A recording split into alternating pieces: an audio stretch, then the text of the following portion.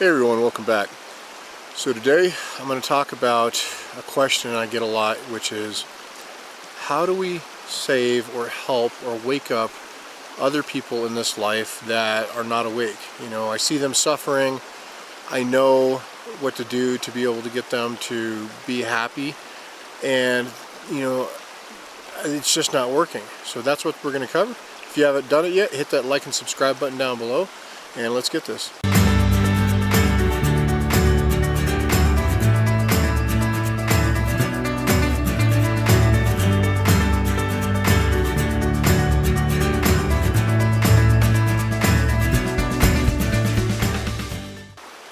So unfortunately in this world, there's not really much we can do to wake people up, right? If you think about waking up as a form of spiritual evolution, all right, then it has to be something that they're ready for, right? If you go and try and wake people up that are not ready to be woken up or woken up, it's like Jehovah's Witnesses knocking on your door, right? They can't see it. They're not going to see it no matter what you say. They're going to actually go in the exact opposite direction. Now, it's so tempting because with the knowledge you may have gained through your own realizations, or through the help of teachers, or whatever, it is so tempting. You're going to be like, hey, just come talk to this guy, or come see what we do, or hey, just listen to me for a little bit. And it's just not going to work. Like I said, it's like Jehovah's Witnesses knocking on your door, and it's annoying to them, and they're going to come off as seeing you as that weird spiritual guy. But at the same time, trying to get people to wake up is also a part of the ego. The ego says, oh my God, I see so much suffering, I can do something about it, right? And it assigns itself this divine mission. And unfortunately, that's just not the way this works, right? Even if we do have a divine mission, and maybe we do, right? Going about trying to, forcefully shake people awake just doesn't work the way that we want it to. And every one of us has tried, for the most part, or has put in effort.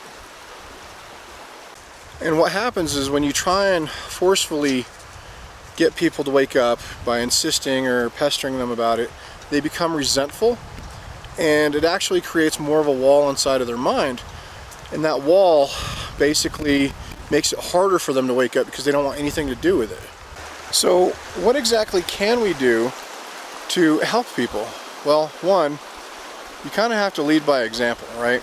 You have to get yourself straight, get your mind good, understand ego. And I keep saying this over and over and over again. I beat people over the head with this.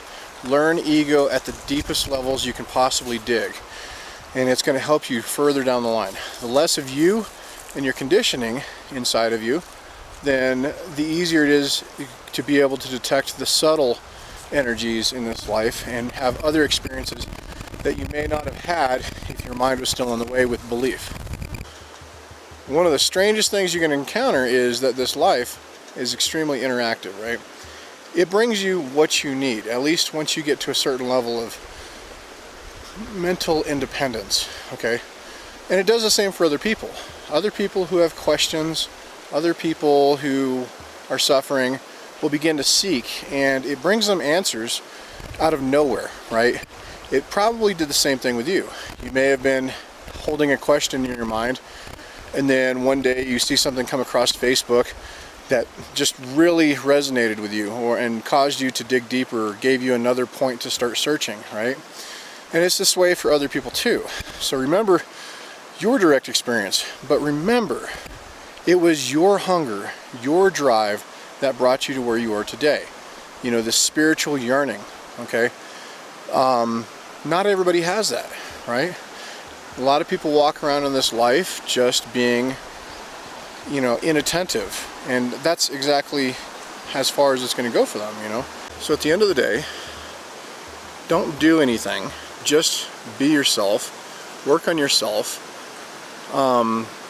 get good with your mind, get good with spirit, and people will come to you, and all you have to do, the only thing that you have to do, is be willing to take the time to talk to them when they start asking questions, right? And people will come out of the woodworks to talk to you. I mean, we've got, I think there's 4 people in the Chopwood Carry Water Facebook group that are on the next level of understanding, right? They're actually seeing this life move around their thoughts, okay? Life has become easier for them, and now they have people asking them questions. And of course, sometimes if you don't know the answer, you just recommend them to somebody who does know the answer, and sometimes if you do have the answer, you just take the time to sit with them. Every single time that I've had to talk to somebody, I don't say have to, every time I've talked to somebody that has come across my path that has these questions, it seems like Spirit really makes the time for it. My phone gets quiet, nobody's bothering me, there's no notifications going off, no phone calls, no radio chatter if I'm at work, and it doesn't matter how long it takes. I mean, I had one lady stop by where I work, and she chatted at me for almost a full 12 hours, and during that entire time it was probably one of the quietest, easiest shifts I'd ever had. So all you have to do is be available. Never push anything. In Taoism, there's what's called Wu Wei, which is to do without doing.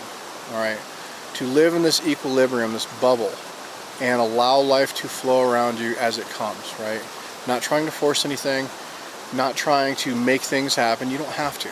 Okay, and that's the magic of all of this. This life will take care of you. You just have to trust it, and that's one of the hardest things to come to understanding also. Well, if you've enjoyed this video, please make sure to hit that like and subscribe button. Leave a comment down below, ask any questions, I'll try and get back to it as soon as I can. Bye.